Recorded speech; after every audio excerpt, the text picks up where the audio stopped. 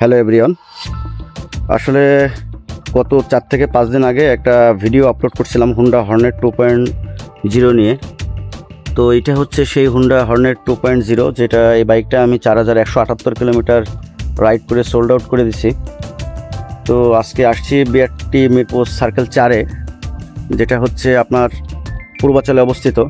এখানে number plate নেওয়ার জন্য আসছি এবং আপনাদের কমেন্টসের এগেনস্টে এই গাড়িটা নিয়ে একটা ভিডিও করতে আসলে বাধ্য হলাম। তো এটার আসলে যে সমস্যা আছে, যে ভাই বর্তমান রাইড করতেছে ওনাকেও আপনারা খুব চিনেন ভালোভাবে। সেও মোটামুটি ভালো একজন ইউটিউবার এবং ভালো ভিডিও আপলোড করে। তো আমরা একটু ভাইয়ের সাথে কথা বলি যে আসলে এখন এই বাইকটার বর্তমান অবস্থা কি। ভাই আসসালামু আলাইকুম। ওয়ালাইকুম আসসালাম।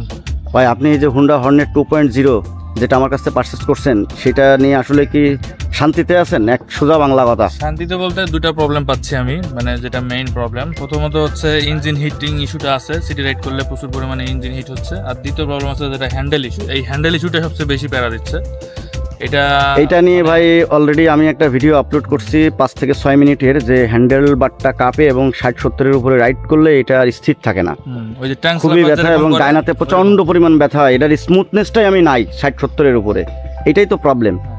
আমি জাস্ট এই প্রবলেমটার জন্যই আসলে সোল্ড আউট করে দিয়েছি হুন্ডা এই বাইকটা। কিন্তু এটা 16/2/2025-এ আমি যেখান থেকে বাইকটা পারচেস করি সেখানে হচ্ছে আপনার এই যে ওয়ারেন্টি ক্লেম করি, কিন্তু ওয়ারেন্টি ক্লেম করার পরেও তারা আজকে 2 মাস হয়ে গেছে, কিন্তু সেই হ্যান্ডেলটা আমাদেরকে এখনও প্রোভাইড করতে বলল না। দেন গতদিন বিআরটি মিরপুর সার্কেল 1-এ ভাইয়ের সাথে যখন আমি নাম পরিবর্তনের জন্য গেলাম, তখনও তার ফোন দিয়ে আমি ফোন করছিলাম, কি তাই তো ভাই? হ্যাঁ।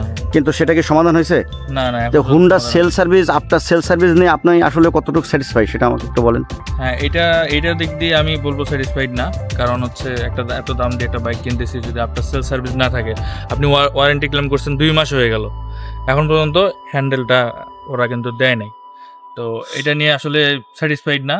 এটা অবশ্যই হুন্ডার এটা দেখা উচিত আসলে। সো ভিউয়ার্স, আসলে যে ইউজার যদি সেল সার্ভিস নিয়ে সন্তুষ্ট না হয়, তাহলে কিন্তু সেই বাইকটা মার্কেটে বেশি দিন টিকে থাকবে না।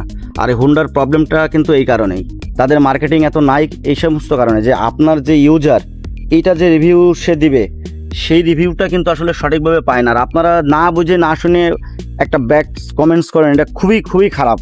আপনারা যদি 2-5-10টা বাইক চালান, তারপরে কিন্তু আপনি আরেকটা বাইক ধরলেই বুঝতে পারবেন যে এটার কী প্রবলেম আছে।